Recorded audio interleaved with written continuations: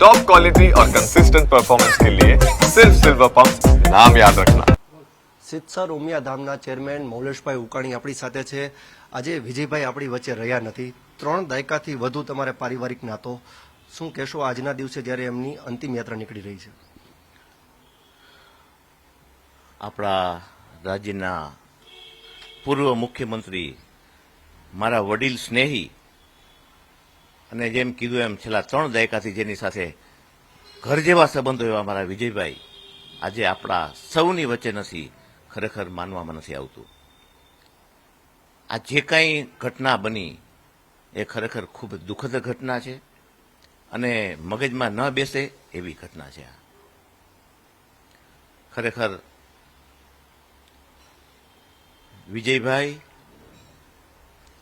એના ઘણા બધા મારી સાથેના, અમારી સાથેના, અમારા ઘરના સાથેના, સમાજ સાથેના ઘણા બધા એવા પ્રસંગો છે. આજે યાદ કરીએ તો આપણી આંખ ભીની થઈ જાય છે. શબ્દો નથી મળતા વિજયભાઈના આ દુઃખદ અવસાનના, અને માનવામાં જ નથી આવતું જે મેં કીધું એમ. પણ ઈશ્વરની શું ઈચ્છા હશે એ આપણે કંઈ ન કહી શકીએ. પણ આજ ખરેખર વિજયભાઈનું આજે આપણી વચ્ચે નથી. મારા ઈશ્વરને પ્રાર્થના કરું કે આ પુણ્યાત્માને, એવા મારા વડીલ મિત્રને એમના ચરણમાં રાખજે ભાઈ. વિજયભાઈની વાત કરતા પણ આપની આંખ અત્યારે ભીની થઈ છે. મૌલેશભાઈ એક ઉમદા વ્યક્તિ હતા. ગુજરાત જ નહીં પરંતુ આખા ભારતભરમાંથી લોકો તેને શ્રદ્ધાંજલિ આપી રહ્યા છે. 3 દાયકાનો તમારો એમની સાથેનો નાતો, કોઈ એવો પ્રસંગ આજે તમે કહેવા માંગતા હોય કે જે તમે ન ભૂતો ન ભવિષ્ય તમને એક યાદગાર રૂપે રહી ગયો હોય? એવા બધા તો ઘણા પ્રસંગો છે, પણ જ્યારે પણ એમની પાસે જતા અથવા એ આવીને આપણે બેસતા તો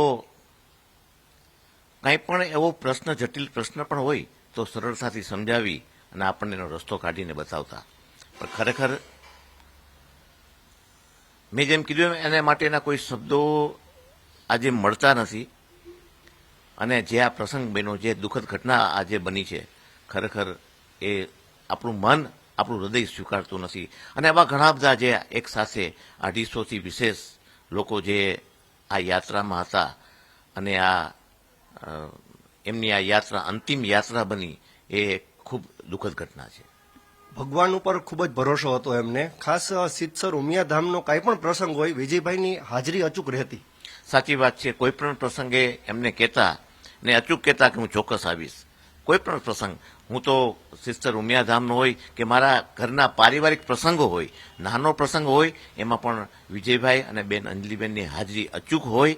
અને એ જ કહું છું કે આજે આજના આ દિવસે આ બધા જૂના સંભાળનાઓ યાદ આવે છે. આ હતા મૌલેશભાઈ ઉકાણી. આજે તેમને વિજયભાઈ રૂપાણીને યાદ કરીને શ્રદ્ધાંજલિ અર્પી છે.